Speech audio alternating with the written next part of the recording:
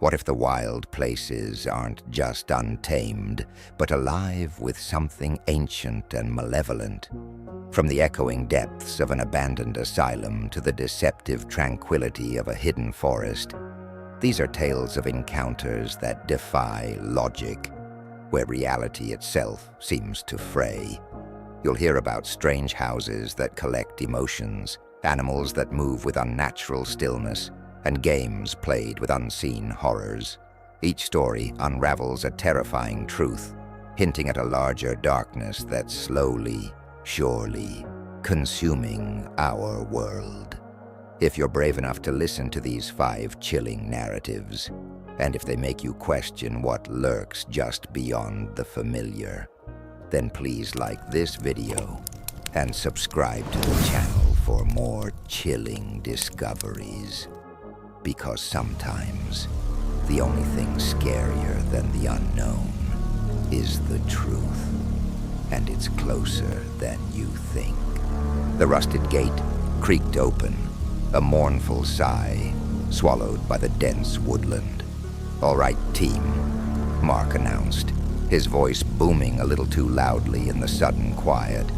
"Welcome to the legendary Blackwood Estate. Try not to die." Chloe rolled her eyes, adjusting the strap of her camera bag. "Very reassuring, Mark. Just remember, the only thing that's going to kill us is your terrible sense of direction."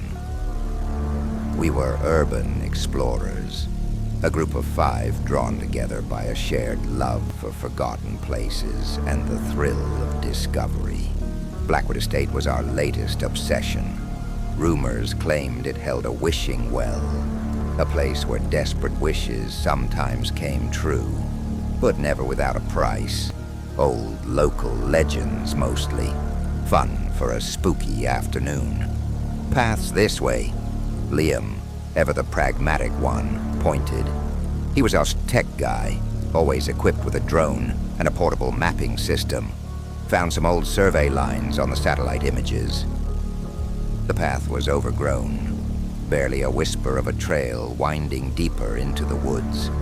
Sunlight dappled through the thick canopy, painting shifting patterns on the forest floor. It was beautiful, serene even, but an odd stillness hung in the air. The usual chorus of birds and insects was muted, replaced by the soft crunch of our boots on dead leaves. After about 20 minutes, Liam stopped dead. "Hold up. This isn't right. The map shows a clearing here, and then the well should be just beyond it." We looked around. Nothing but more trees, an endless tapestry of green and brown. A knot of unease tightened in my stomach.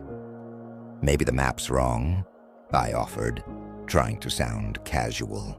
"No way," Liam countered, tapping furiously on his tablet. "This data is pinpoint accurate, unless something's moved." A shiver ran through our group, despite the growing warmth of the afternoon. We decided to press on, reasoning that if something was hidden, we just needed to push through the denser brush. We spent another hour forcing our way through tangled undergrowth, the air growing heavier, the silence almost suffocating. Then, just as frustration was about to boil over, we stumbled into it. A small circular clearing, ringed by ancient gnarled trees. In the center, almost swallowed by moss and creeping vines, stood the well. It was made of dark, rough-hewn stone, its opening covered by a heavy rusted iron grate. "Well, I'll be damned," Mark breathed, awe in his voice. "The legends are true." As we approached, a faint metallic scent reached us, like old blood and damp earth. A chill seeped from the well, raising goosebumps on my arms. We peered through the grate, but the depths were absolute blackness. No shimmering water, no reflection, just an infinite void. "Okay," Chloe said, her voice softer than usual. "Who's making the first wish?" Silence. Despite our bravado, a primal fear held us back.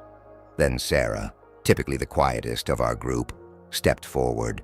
She'd been struggling with a debilitating fear of heights for years, a phobia that had crippled her dreams of becoming an architect. "I wish," she began, her voice barely a whisper. "I wish I could fly, really fly, no fear." As the last word left her lips, a low, resonant hum emanated from the well, vibrating through the ground.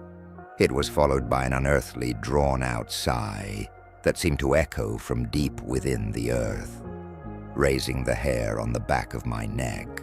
Nothing happened. Sarah looked disappointed. "See, just an old well." But as she turned to walk away, a high-pitched guttural shriek tore through the air, seemingly from directly above us. We all looked up. There, tumbling from the sky, a broken, mangled bird plummeted to the earth, landing with a sickening thud just feet from Sarah.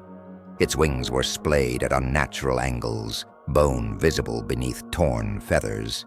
Sarah gasped, her hand flying to her mouth. We exchanged nervous glances. It was just a bird, a coincidence, right? Later that evening, as the sun dipped below the tree line, painting the sky in angry shades of orange and purple, we huddled around a small, crackling fire. The well felt like a looming presence in the twilight. We tried to talk ourselves out of it, to laugh off the bird, but the oppressive silence of the forest outside our small circle of light kept us on edge. Suddenly, Liam swore, "My drone. It's gone." He'd left it charging near the well. "I'll just grab it. Be right back." "Don't go alone," I urged, but he was already a shadow disappearing into the deepening gloom. A minute stretched into 5, then 10. Mark started pacing. "What's taking him so long?" Then, a sound, unlike anything I'd ever heard, drifted from the direction of the well. It was a series of sharp, rhythmic clicks, followed by a wet, sucking noise, like something being pulled from thick mud, and then a gurgling gasp, cut short. Panic flared. "Liam!" Chloe screamed, her voice cracking. We grabbed our flashlights, their weak beams cutting hesitant swaths through the darkness. The path to the well seemed longer, the trees closer, more menacing. When we reached the clearing, the drone was gone, but something else was there. Strewn around the well's edge were fragments of shattered glass, still glinting faintly, and amidst them, a trail of dark, viscous liquid leading directly into the well's black maw. It smelled faintly of copper. "Oh my God," Mark whispered, his face ashen. He wished for perfect vision. He's always complaining about his bad eyesight. The echoing sigh from the well returned, deeper this time, almost a chuckle. A new, unsettling whisper followed, too faint to make out words, but laced with a chilling, predatory hunger. The well seemed to pulse, a faint, sickening warmth, now radiating from its depths. We backed away slowly, terror clamping down on our throats. The air around us felt thick, heavy with an unseen presence. We tried to retrace our steps, but the path we'd entered on was gone. Just an impenetrable wall of trees. The woods themselves seemed to shift around us, branches weaving into new, impossible formations. "It's playing with us," Chloe sobbed. "It's trapping us here." Mark, ever the leader, tried to find a way out, shouting for a way through the dense undergrowth. As he yelled, a whisper slithered from the well, distinct and chilling. It was Mark's own voice, distorted, echoing his deepest, unconfessed desire. "I wish I was in charge, always, no one to question me." The whisper coiled around him, tightening, and then Mark began to change. His eyes went wide, pupils dilating until they were black pools. A thin, sickly smile spread across his face. He turned to us, his posture unnaturally rigid, his eyes locked on us with an unsettling possessiveness. "No one questions me," he repeated, his voice now a low, rumbling growl, a chilling imitation of his own. He raised his hand, pointing a trembling finger at Chloe. You were always so cynical. I wish for your eternal silence." Chloe opened her mouth to scream, but no sound emerged. Her eyes widened in horror as a choking, gagging sound emanated from her throat. Then nothing. She crumpled to the ground, her face frozen in a silent scream. I stared, paralyzed by horror. The well thrummed, a new satisfied sigh vibrating from its depths. Mark, or whatever had possessed him, advanced, his eyes fixed on me. "And you, Robert," the thing that was Mark intoned, always wishing for knowledge, for answers. "I wish you had all the answers, every terrible, unspeakable truth." The world spun. My mind felt like it was being ripped open, flooded with a torrent of images and sensations too vast, too horrific to comprehend. The faces of the serial killer victims from the murder forest, the silent, still animals, the shifting walls of the strange house, the impossible locations, the echoes of forgotten nightmares. All of it, every dark secret, every twisted truth, slamming into my consciousness. I screamed, a primal sound of utter agony and despair, as the echoing well swallowed not my body, but my sanity. The air in Blackwood National Park always had a certain crispness, a scent of pine and damp earth that was home to me. 20 years I'd walked these trails, first as a wide-eyed rookie, now as a grizzled veteran park ranger. Nothing surprised me anymore, or so I thought. It started subtly. A flock of geese, usually honking their way south in late autumn, lingered well into winter, huddled silently by a half-frozen pond. Then the deer, typically skittish, would stand in the middle of a clearing, frozen, heads cocked at unnatural angles, staring into the impenetrable thicket as if witnessing some invisible horror. And the birds, their morning chorus, once a vibrant symphony, had dwindled to sporadic, muted chirps, like hesitant whispers. Strange, my colleague Dave, a younger ranger fresh out of training, remarked one blustery March afternoon. We were checking game cameras near Widow's Peak, a notoriously isolated part of the park. The migration patterns are all off, and the animals, they just seem quieter. I grunted, peering at a blurry image on the camera. A coyote, but something was wrong with its fur, matted and almost translucent in places. "Something's not right, Dave. Been feeling it for weeks." That night, alone in my cabin, the silence of the woods pressed in. It wasn't the usual peaceful quiet. It was an expectant hush, as if the forest was holding its breath. I was reviewing my patrol logs, trying to find a pattern in the odd animal behavior, when I heard it.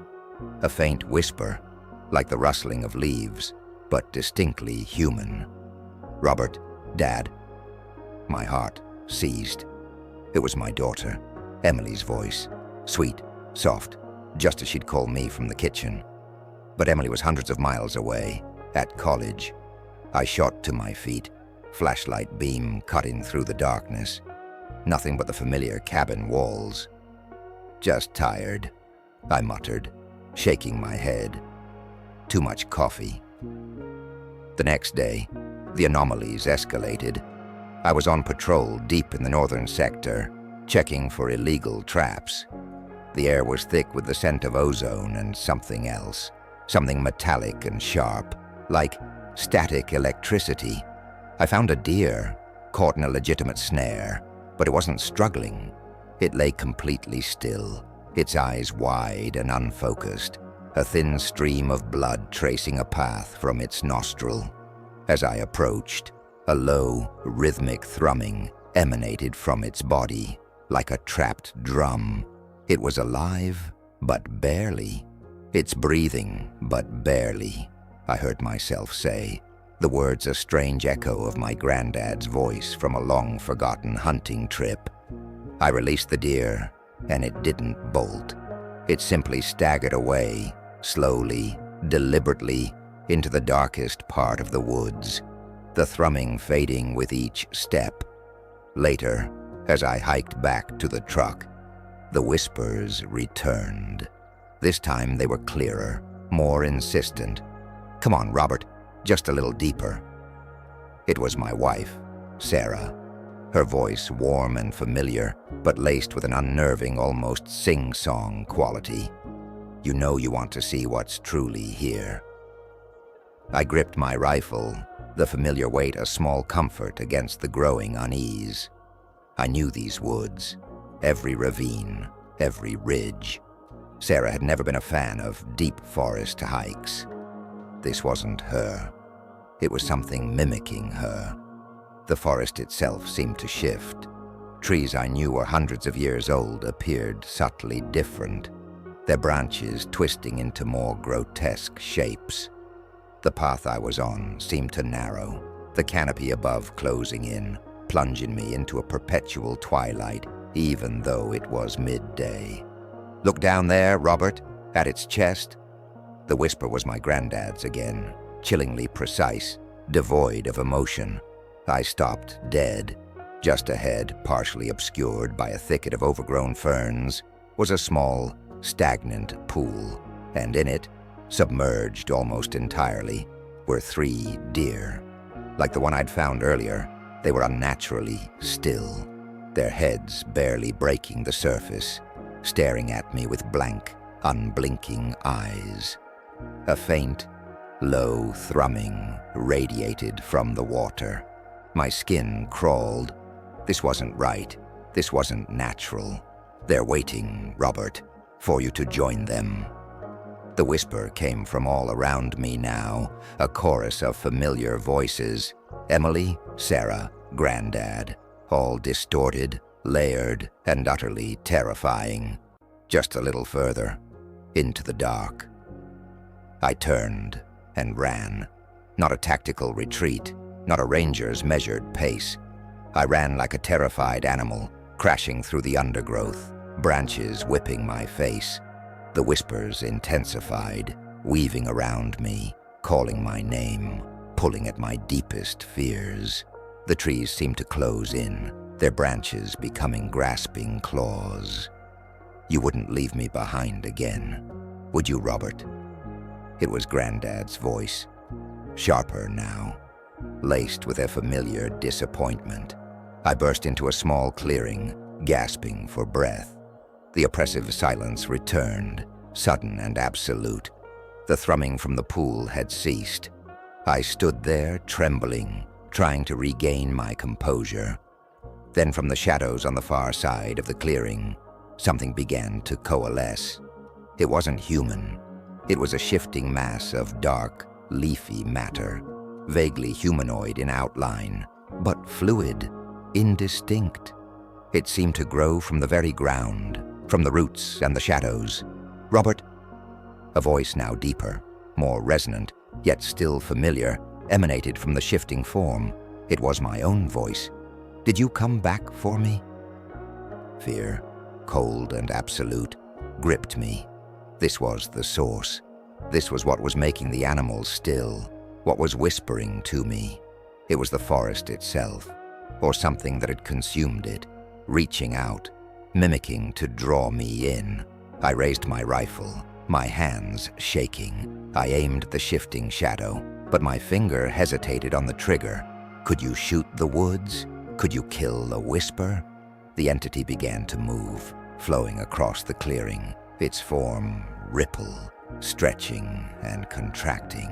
It was silent, but the air around it grew heavy, filled with that same metallic, static scent. A nightmare. My granddad's distant voice echoed in my mind. That's all. Something that shouldn't exist, by all the laws of nature. I fired, not at the entity, but into the air, a desperate, primal scream of defiance against the insidious dread. The shot cracked through the heavy silence, startling the forest, or perhaps startling the thing that was the forest. The shifting shadow paused.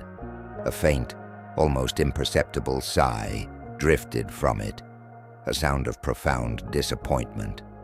Then it began to recede, melting back into the deeper shadows of the trees, its form dissolving into the twisting branches. I ran again, not looking back. I ran until my lungs burned and my legs ached, until the scent of pine gave way to the faint smell of exhaust from the distant highway, until the oppressive silence lifted and the mundane sounds of distant traffic filtered through the trees. I made it out of the park, but I never set foot in those deep woods again. The whispers still come sometimes, when the wind howls just right, or the silence is too deep. They call my name, coaxing, cajoling, promising answers or reunion. And I always hear my own voice, chillingly clear, asking, who was it, Robert? I don't know, but something is in the woods, and it learned my name, and it wants me back. My name is Alex, and for the past 2 years, my life has been dedicated to finding anomalies. Not ghosts, not cryptids, but inconsistencies in the digital fabric of our world. I work as a digital cartographer, scrutinizing satellite imagery and topographical scans for anything out of place. Most of the time it's just bad data or sensor errors. But then there was the glitch. It appeared in a remote, unnamed pine forest deep in the Pacific Northwest. A small patch, maybe 50 acres, that looked different in every single satellite pass. One image, it was dense, unbroken canopy. The next, a strange, barren clearing. Another, a bizarre, angular structure seemed to jut from the earth, only to vanish in the next shot. It was like the forest was flickering, a broken pixel on the world's largest screen. My colleagues dismissed it as a persistent sensor ghost, a digital artifact. But I couldn't shake the feeling. This wasn't random noise. This was too consistent in its inconsistency. This was a glitch in reality. Armed with my specialized drone, a high-resolution mapping system, and a deep-seated obsession, I drove out there. The nearest paved road was hours away, eventually giving way to a barely there logging track. The air grew colder as I plunged deeper, the pines closing in, their needles muffling the outside world. When I finally reached the coordinates, my breath hitched. There was nothing there, just a thick, unremarkable stand of pines. No clearing, no strange structures. My GPS confirmed I was in the exact spot. It was a digital anomaly, not a physical one. Disappointment washed over me. "All right, glitch," I muttered, pulling out my drone. "Let's see what you really are."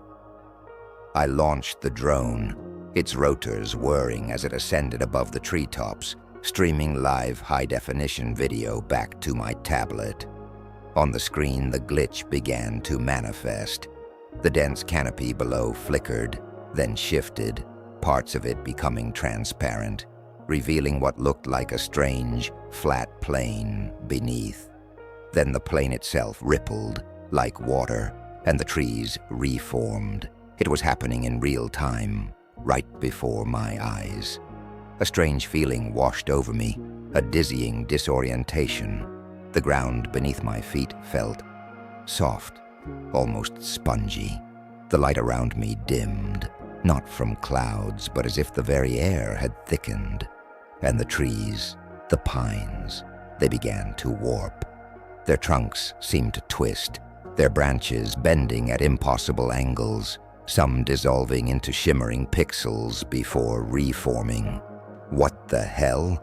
I whispered, my voice barely audible above the drone's hum. Then I heard it, a faint, static-like crackle from the drone's audio feed. It was growing louder, accompanied by a low, distorted hum. The drone's video feed began to pixelate, lines of corrupted data streaking across the screen. Suddenly, the drone lurched violently. On the tablet, the image glitched into a kaleidoscope of colors, then solidified onto a grotesque, distorted figure. It was vaguely humanoid, but its limbs stretched and contracted impossibly, its features a blur of corrupted pixels. It seemed to be reaching for the drone. "No!" I yelled, trying to bring the drone down. But it was too late. With a final agonizing electronic shriek, the feed went black. The drone, severed from my control, plummeted somewhere into the distorted forest. Panic began to set in. The air was now heavy with the smell of ozone, and something burnt, like fried electronics. The trees around me continued their unsettling dance, their forms dissolving and reforming in sickening waves. The path I'd followed in seemed to have vanished, replaced by an endless, swirling vortex of pine needles and shifting ground. I tried to use my handheld GPS, but the screen displayed only scrambled pixels. My compass spun wildly. I was lost, truly lost, in a forest that defied all logic. Then I saw them, not on a screen, but with my own eyes. Figures, just like the one on the drone's last image, coalescing in the shifting shadows between the trees. They were tall, gaunt, their forms subtly pixelated, like digital ghosts. They moved with a jerky, unnatural rhythm, their limbs stretching into impossible lengths. They didn't have faces, just a blurred, indistinct area where a face should be. One of them moved closer, so its form rippling. As it did, I heard a sound, like an old hard drive grinding, but it was coming from the creature itself. And then a whisper, not with words, but with fragments of sound. A snippet of a song, a burst of static, a broken laugh, all layered and distorted, like an old, corrupted audio file. It was trying to communicate, but its language was pure noise. I scrambled back, terror seizing me. This wasn't a glitch in my software. This was a living anomaly, a place where reality itself had fractured, and these things were its inhabitants. And they were interested in me. I turned and ran, blindly crashing through the ever-shifting forest. The ground beneath me felt unstable, sometimes solid earth, sometimes like walking on water. The trees opened up to a narrow path, then slammed shut, forcing me through dense thickets. The light flickered from dawn to dusk, in a matter of seconds. The pixelated figures pursued me, their distorted movements surprisingly fast. I could hear their garbled, corrupted whispers surrounding me, a symphony of broken sounds that grated on my mind. They weren't just chasing me. They were warping the environment around me, trying to disorient and trap me. I spotted a glimmer of what looked like solid, normal ground ahead, a small patch of sunlight cutting through the gloom. I lunged towards it, desperate. Just as my hand touched the stable earth, a pixelated hand, unnaturally long and thin, shot out from the shifting mass of trees behind me. It brushed my backpack. A searing pain, not physical, but digital, exploded through me. My vision blurred, pixelating at the edges. My ears rang with the sound of a modem dialing up, followed by a horrific disconnect tone. For a terrifying second, I felt myself fragmenting, my very being dissolving into lines of corrupted data. Then just as suddenly, it stopped. I was out. I stumbled onto a familiar-looking logging road, gasping for air, the world around me solid and normal again. The pine forest behind me looked just like any other, dense and silent, with no sign of the shifting, glitched reality. I never looked back. My mapping equipment was destroyed, my drone gone. but the experience had left its mark. Sometimes, when I stare at a digital screen for too long, I see it. A faint flicker at the edges of my vision, a momentary corruption of reality. And sometimes, late at night, I hear it, the garbled, static-laced whispers of the glitch in the pines, trying to dial back into my world. It's out there, a living anomaly, and it's waiting for someone else to find its frequency. The air in the abandoned Blackwood Asylum hung heavy with the smell of decay and forgotten stories. Dust motes danced in the weak beams of our flashlights, disturbed by our excited chatter. This was it, the ultimate game of hide and seek. "All right, rules are simple," Maya announced, her voice bouncing off the high, crumbling ceilings. "Last one found wins. No going outside the asylum grounds, but the entire building and the immediate woods are fair game. And no cheating, obviously." Our group of 4, me, Maya, Liam, and Chloe, had been planning this for weeks. We were thrill seekers, always pushing the boundaries, and Blackwood Asylum, notorious for its dark history, was the perfect playground. Local legends claimed it was haunted by the echoes of its former patients. We thought that just added to the fun. "I'll be the first seeker," Liam volunteered, pulling a blindfold from his pocket. "Give me 5 minutes. Don't hide anywhere stupid." We scattered, the sound of our footsteps echoing eerily in the vast, empty corridors. I darted into what looked like an old nurse's station, squeezing behind a desk piled with rusted equipment. The silence that followed was hoofty, broken only by the distant drip of water and the thumping of my own heart. This was exhilarating. A few minutes later, I heard Liam's voice, muffled by the blindfold, begin to count.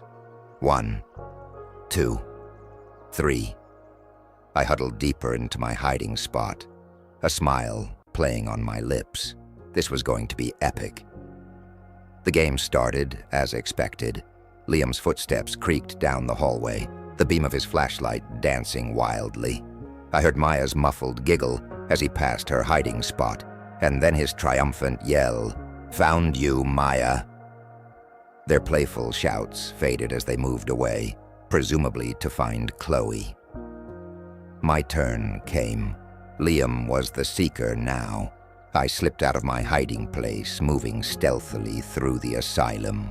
The building was a labyrinth of shattered dreams and decaying memories. Rooms filled with rusted bed frames, peeling wallpaper, and the unsettling silence of long-dead suffering. I found a good spot in the old hydrotherapy wing, behind a rusted tank that once held chilling cold water. The air here was damp, heavy, and the silence was absolute. I waited, listening for Liam or Chloe. But what I heard next wasn't them. It was a faint, high-pitched giggle that seemed to drift from the floor above me. It sounded like a child, but with an unsettling, brittle quality, like dry leaves skittering across pavement. My blood ran cold. "Okay, Alex, calm down. It's an old building. Pipes, wind." Then the giggling grew louder, closer, accompanied by light, quick footsteps on the floor above. They were too light for Liam or Chloe, and they seemed to be dancing, almost skipping. A new sound joined it, a soft, rhythmic scratching, like fingernails dragging across stone, followed by a low, mournful whisper that seemed to weave through the very walls. "Play with me. Come play." This wasn't part of the game. I pressed myself against the cold metal of the tank, my breath catching in my throat. The scratching grew louder, moving down the stairs, closer to my floor. The whispers intensified, now layered, a chorus of indistinct voices, all laced with that same chilling plea to play. Suddenly the footsteps stopped. The scratching ceased. Dead silence. I held my breath, straining my ears. Then from directly in front of my hiding spot, a low, guttural sigh escaped. It was thick, heavy, like something struggling to breathe. And then a whisper, sickeningly close. "Peekaboo!" I screamed, scrambling out from behind the tank, my flashlight beam wildly cutting through the darkness. Nothing, just the empty, decaying room.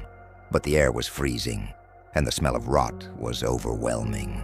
I ran, blindly, panicked. This wasn't a game anymore. I had to find Liam and Chloe. I stumbled through the asylum, the architecture seeming to twist and morph around me. Familiar corridors appearing alien. The whispers followed, not just from the walls, but from inside my head, echoing my fears, taunting me with fragmented memories of home. "You're it, Alex. You're it." A voice, uncannily like Liam's, hissed from a dark doorway. I whirled around, light shaking. No one. But the chilling truth settled in. This wasn't Liam. It was something mimicking him, just as it had mimicked a child. I found Chloe moments later, huddled in a corner of the old recreation hall, sobbing. "I can't find Liam," she choked out, her face streaked with tears. I heard his voice, but it was wrong. He was saying weird things, laughing, and then he just stopped. Before I could answer, a loud, echoing thump reverberated from the floor above, followed by a groan of immense pain, unmistakably Liam's. Then, a chilling child's giggle, closer this time, seemed to float down the stairwell. "It knows our voices," Chloe whispered, her eyes wide with terror. "It's playing with us." "We need to get out," I said, pulling her to her feet. "Now." We stumbled towards the main entrance, the whispers growing louder, more insistent, almost physical, brushing against our ears. The asylum itself seemed to groan, the floorboards buckling, the walls shuddering. Just as we reached the massive, splintered front doors, a chorus of familiar voices erupted from behind us. Liam's, Maya's, even Chloe's, all speaking simultaneously, distorted, overlapping, filled with a malevolent joy. "Don't leave. The game's not over. You'll regret it." The doors, which we'd left ajar, slammed shut with a deafening crash, plunging us into complete darkness. We pounded on them, screaming, but they wouldn't budge. The asylum hummed, a low, predatory sound, and the whispers intensified, wrapping around us, weaving through our bodies, promising endless, terrifying games. Then, from the deep shadows of the main hall, a figure began to materialize. It was tall, impossibly thin, its form indistinct, shimmering like heat haze. It moved with a disturbing, jerky gait, its head tilted, as if listening intently to the symphony of fear it had conjured. As it drew closer, the combined whispers of our friends erupted from it, a single, horrifying entity speaking with the stolen voices of our loved ones. The game has just begun. We were trapped. The game of echoes had found its final players, and we were definitely it. The old real estate listing was sparse, unique, secluded property, must see to appreciate. But it was the accompanying photo that truly piqued my interest. A small, unassuming house, half swallowed by an ancient forest, yet shimmering with an almost imperceptible haze, like an old photograph coming to life. As an antique restorer, I'd developed a keen eye for the peculiar, for objects that hummed with a history deeper than their years. This house had that hum. It took me hours to find it, driving down forgotten dirt tracks that eventually narrowed to barely there deer trails. The woods grew thick around me, the air still and heavy with the scent of damp earth, and something else, something ancient and faintly melancholic. Just as I was about to turn back, Convinced I'd been chasing a mirage, the trees opened up. There it was. Not old, not new. It just was. A 2-story wooden house, weathered but not decayed, with dark, unblinking windows that seemed to watch my approach. There was no garden, no path, just thick, unbroken forest, pressing right up against its walls. A chill ran down my spine, but my curiosity, a far more powerful force, pulled me forward. The front door creaked open with a groan that seemed to echo from deep within the house. Inside, the air was still, dust motes suspended in the faint light filtering through tiny cracks. There were no windows, only faint slivers of light from unseen openings higher up. I switched on my powerful headlamp, its beam cutting through the gloom. What I saw made me gasp. The house was enormous inside. Vast echoing halls stretched into darkness, and the walls were lined with doorways, each leading to a different, distinct room. My initial impression of a quaint cottage shattered into a sprawling, impossible labyrinth.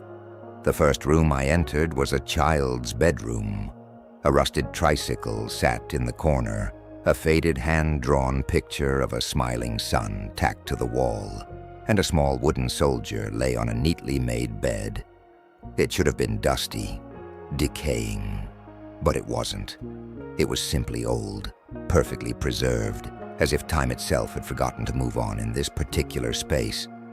A faint humming resonated from the drawing, a soft, almost imperceptible vibration that spoke of lingering joy. The next room was a cluttered attic, filled with old furniture and boxes, but one box, half open, contained a single, tarnished silver locket. As I picked it up, a wave of profound sadness washed over me, so strong it made my eyes prick. The locket vibrated with a low, mournful thrum. I spent hours wandering, each room a new, disorienting experience.